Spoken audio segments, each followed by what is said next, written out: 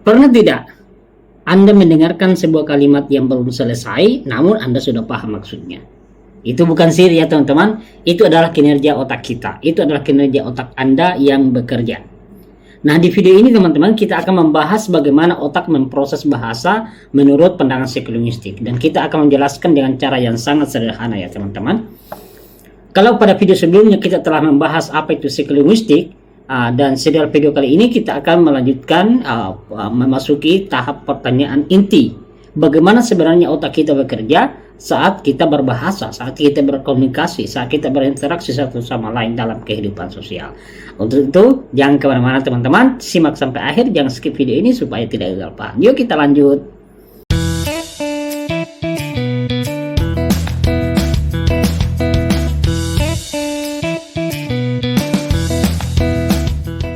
Pernahkah teman-teman menyadari bahwa saat kita berbicara, kita tidak pernah benar-benar memperhatikan atau memikirkan aturan tata bahasa satu persatu ya teman-teman.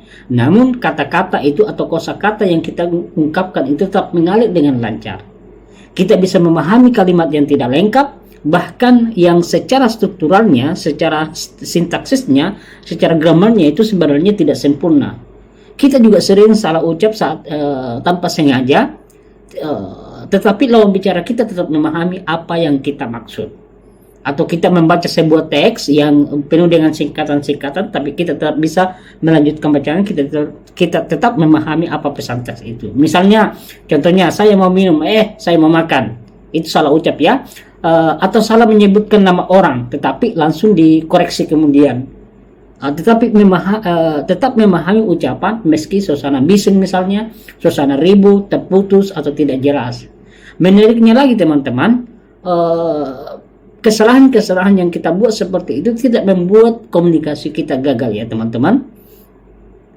Jadi mengapa demikian? Karena otak manusia itu memiliki peran yang sangat kompleks, memiliki peran yang sangat kompleks dan memproses bahasa. Otak manusia itu tidak memproses bahasa sebagaimana tata bahasa ya teman-teman. Jadi bahasa diproses sangat cepat dan otomatis oleh otak ya teman-teman. Jadi otak itu memprediksi makna, melengkapi informasi yang hilang misalnya, dan menyesuaikan pesan berdasarkan konteks, bahkan sebelum kita menyadarinya. Nah, inilah yang masalah yang sering kali luput dari perhatian ya teman-teman. Jadi bahasa itu bukan hanya sekedar aturan tata bahasa, tetapi juga hasil kerja yang kompleks otak, pengalaman, konteks, dan situasi sosial ya teman-teman. Nah, disinilah psikolinguistik menjadi sangat penting, karena ia menjelaskan bagaimana bahasa benar-benar bekerja dalam pikiran manusia, bukan hanya bagaimana bahasa seharusnya diucapkan atau dituliskan. Untuk memahami bagaimana bahasa bekerja teman-teman, atau bagaimana otak bekerja memproses bahasa, kita bisa melihat melalui model sederhana proses bahasa di otak ya teman-teman.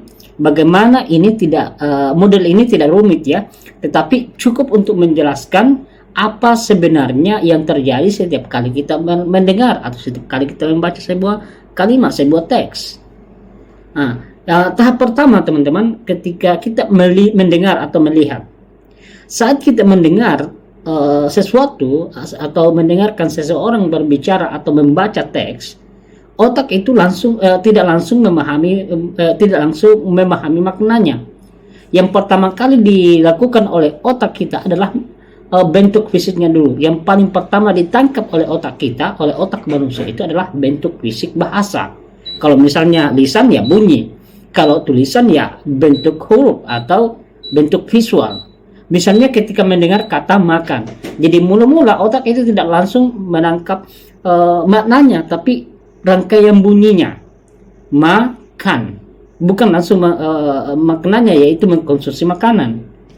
Alurnya itu bunyi, kata, makna. Jadi bunyi dulu, kemudian kata, kemudian barulah makna. Jadi dia mengenali dulu bunyi ya, sound, suara, kemudian kata itu sendiri, dan barulah kemudian makna. Tahap ini terjadi sangat cepat ya teman-teman. Jadi proses ini itu terjadi sangat cepat, hitungan detik bahkan hitungan berdetik. Jadi kita tidak menyadarinya karena prosesnya sangat cepat. Jadi otak itu bekerja secara otomatis. Tahap kedua adalah mengakses kosakata. Nah, setelah mengenali bunyi atau bentuk kata, kalau misalnya dia melihatnya, otak itu langsung melakukan proses berikutnya, yaitu mengakses kosakata yang ada dalam memori mental kita. Jadi otak itu mencari kata tersebut, mencari kosakata yang paling cocok digunakan. Apakah kata ini atau kosakata ini dikenali? Pernahkah kita mendengarkannya sebelumnya? Termasuk kelas kata apa, kata kerja, kata sifat, kata keterangan, atau kata lainnya. Analogi sederhananya seperti ini, teman-teman. Itu seperti membuka kamus super cepat di dalam kepala kita. Bedanya kamus ini itu membukanya secara tidak sadar karena prosesnya begitu cepat. Berisi pengalaman bahasa kita sejak kecil, dipengaruhi oleh frekuensi pemakaian kata. Itulah sebabnya kata yang paling sering kita dengarkan atau sering kita lihat lebih cepat pula dipahami daripada kata yang jarang muncul. Itu sebabnya perlu sekali untuk melatih perbanyak kosakata, perbendaharaan kosakata supaya ada banyak stok kosakata yang ada dalam kamus mental kita. Kemudian teman-teman, tahap ketiga adalah barulah masuk ke memahami makna. Bagaimana otak ini memahami makna? Ini tahap terakhir adalah pemaknaan. Namun yang penting di garis bawah teman-teman di sini, makna ini tidak berdiri sendiri, teman-teman. Otak tidak hanya membaca arti kamus atau leksikalnya, tetapi juga melihat konteks kalimatnya, memperhatikan situasi, menggunakan pengetahuan sebelumnya. Contohnya misalnya kata panas. Kata panas ini bisa bermakna berbeda. Misalnya kalau cuaca panas, misalnya suhu tinggi. Kemudian emosinya panas, marah. Harga sedang panas, artinya mahal atau naik. Jadi makna itu ditentukan oleh konteks, bukan oleh kata itu sendiri. Jadi makna bahasa ada di otak manusia, bukan pada kata itu sendiri. Kata hanyalah pemicu, otaklah yang membangun makna berdasarkan pengalaman, situasi, dan konteks sosial. Jadi setiap kali kita berbicara atau memahami bahasa, otak kita itu melakukan proses yang begitu kompleks, cepat, dan otomatis, dan nyaris tanpa kita sadari, teman-teman. Inilah alasan mengapa manusia bisa berkomunikasi secara efektif, bahkan dengan bahasa yang tidak sempurna. Nah, itu sebabnya kenapa kita biasa memahami orang berbicara walaupun cara bicaranya itu terputus-putus atau tata bahasanya itu terbolak-balik, tetap kita memahaminya. Jika sebelumnya kita telah memahami atau membahas bagaimana bahasa dipahami, jadi kita telah memahami bagaimana bahasa dipahami, maka sekarang ini kita beralih ke proses sebaliknya, teman-teman. Kalau tadi proses pemahaman, sekarang kita masuk sebaliknya, bagaimana bahasa diproduksi. Jadi ketika kita berbicara itu, berbahasa itu sebenarnya dua proses, yaitu pemahaman dan produksi. Jadi ada namanya receptive skill, keterampilan menerima informasi atau memahami, dan keterampilan productive skill atau keterampilan memproduksi bahasa. Jadi menariknya teman-teman, saat kita berbicara, alur prosesnya itu justru terbalik dibandingkan dengan pemahaman bahasa. Jadi ya kayak berbalik ini. Oke teman-teman, saat akan berbicara, otak tidak langsung mengeluarkan kata. Ya, jadi kalau kita berbicara itu tidaklah otak kita itu tidak langsung mengeluarkan kata. Ada beberapa tahap yang terjadi hampir bersamaan, teman-teman. Jadi hampir bersamaan, mulai dari pembentukan ide di otak ya. Semua dimulai dari niat atau gagasan. Jadi harus ada niat dulu dan gagasan yang dibangun oleh otak. Jadi kita ingin menyampaikan sesuatu berupa perasaan kah, informasi, atau respon spontan. Kemudian baru memilih kata. Otak mencari kata atau mencari kata-kata yang paling sesuai dengan ide tersebut. Di tahap ini banyak kata yang bersaing di dalam pikiran kita. Jadi barulah kemudian ke tahap selanjutnya menyusun kalimat, merangkai kata-kata menjadi sebuah kalimat yang bisa kita ucapkan melalui organ bicara kita. Dalam hal ini mulut, tenggorokan, pita suara misalnya. Otak menyusun menjadi struktur kalimat. Jadi lagi-lagi di sini kita tidak menyadarinya. Kita tidak sadari aturan tata bahasanya. Jadi kita mengalir begitu saja apa yang kita katakan. Kemudian setelah itu barulah keluar suara berupa ucapan. Jadi barulah perintah dikirim ke organ bicara, lidah, bibir, dan pita suara. Semua proses ini terjadi sangat cepat, hitungan detik bahkan hitungan milidetik. Barulah muncul mungkin pertanyaan, kenapa bisa sering terjadi kesalahannya? Inilah mengapa kesalahan salah ucap misalnya itu normal, dianggap normal, karena prosesnya sangat cepat. Otak kadang itu terpeleset, dan disinilah muncul berbagai kesalahan berbahasa yang sangat manusiawi, ya, karena sangat manusiawi. Misalnya salah ucap, misalnya saya mau makan tadi pagi, tadi malam, kata tertukar. Ambilkan sendok di meja kursi, di meja makan. Kemudian lidah keseleo, misalnya mau mengatakan statika deskriptif, tapi yang keluar dari mulutnya statistaka deskriptif. Ada begitu banyak contoh-contoh yang membuat bahasa itu salah-salah keluar. Menariknya lagi teman-teman, kesalahan ini bukan tanda kurang pintar ya teman-teman, atau tidak menguasai bahasa. Justru sebaliknya, ini bukti bahwa otak bekerja itu sangat cepat dan efisien, dan bukti bahwa di balik proses manusia berbahasa itu ada kinerja otak, yang begitu kompleks, teman-teman. Hampir semua orang itu pernah mengalami salah sebut nama orang, ucapannya mendahului pikirannya, baru sadar setelah kata-kata itu sudah terlanjur keluar. Namun komunikasi tetap berjalan karena otak lawan bicara kita juga aktif menebak dan memperbaiki makna.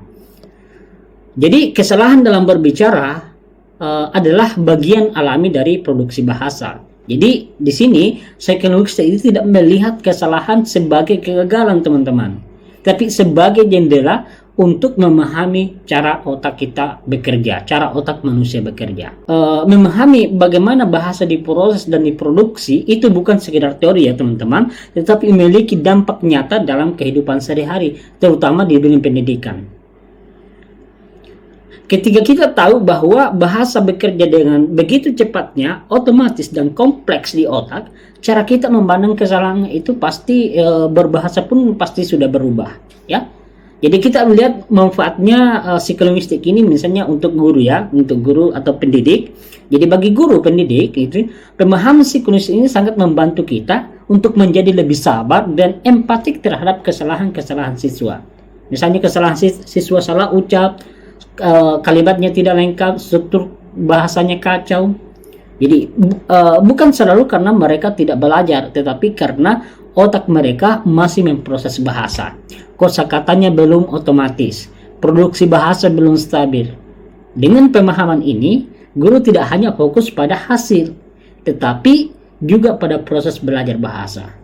Jadi guru yang memahami proses bahasa akan lebih bijak dalam mengoreksi, misalnya memberikan ruang untuk mencoba dan salah, menciptakan kelas yang aman secara linguistik. Mungkin ada juga manfaatnya bagi mahasiswa, bagi pelajar bahasa dan pelajar umum misalnya. Jadi bagi mahasiswa khususnya yang sering merasa sulit menulis, misalnya sulit merangkai kata-kata menjadi sebuah tulisan, ide, gagasan, dan pikiran, tetapi kata tidak keluar, kalimat terasa tidak pas. Nah, psikolinguistik ini memberikan penjelasan penting. Menulis memang lebih sulit daripada berbicara, karena saat kita menulis, otak itu terus-menerus merancang ide dengan lebih sadar, memilih kata lebih presisi, menyusun struktur tanpa bantuan intonasi atau gestur.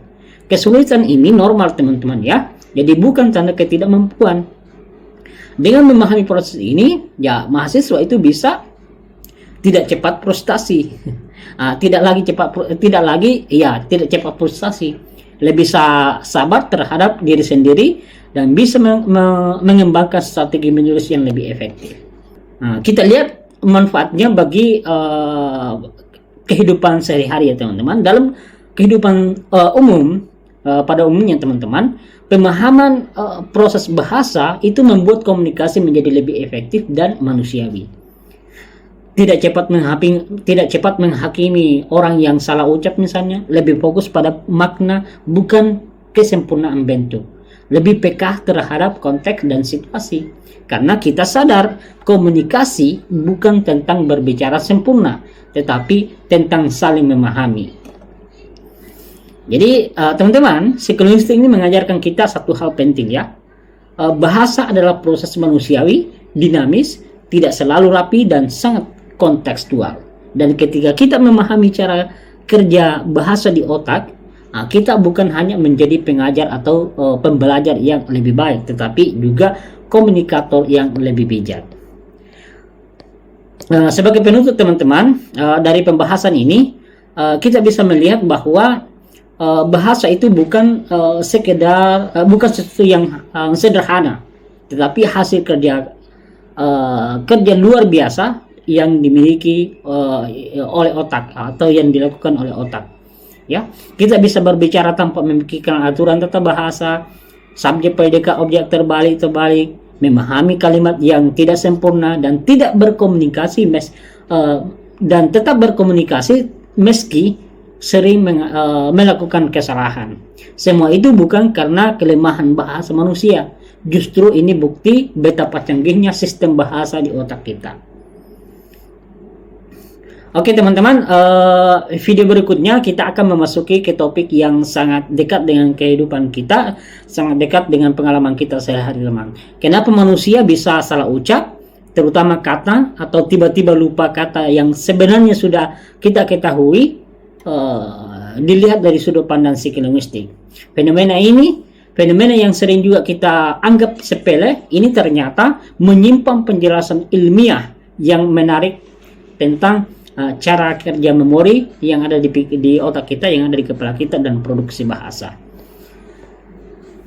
Oke teman-teman, sebagai akhir di serial video kita ini, jika Anda ingin mempelajari psikolinguistik secara lebih sistematis dengan contoh yang lebih relevan tentunya juga untuk pendidikan dan kehidupan sehari-hari, saya juga telah menulis ebook psikolinguistik yang linknya ada di deskripsi video kita di bawah ini ya teman-teman. Silakan lihat di deskripsi, ada di sana link untuk ebooknya. Dan kalau menganggap video ini bermanfaat, jangan lupa subscribe channel ini agar tidak ketinggalan video-video menarik berikutnya tentang bahasa, otak, dan proses belajar manusia. Terima kasih teman-teman sudah menyimak video ini. Semoga apa yang kita sampaikan ini bisa menambah wawasan kita, memperluas wawasan kita khususnya dalam bidang kajian linguistik. Sampai jumpa di serial video berikutnya. Assalamualaikum warahmatullahi wabarakatuh.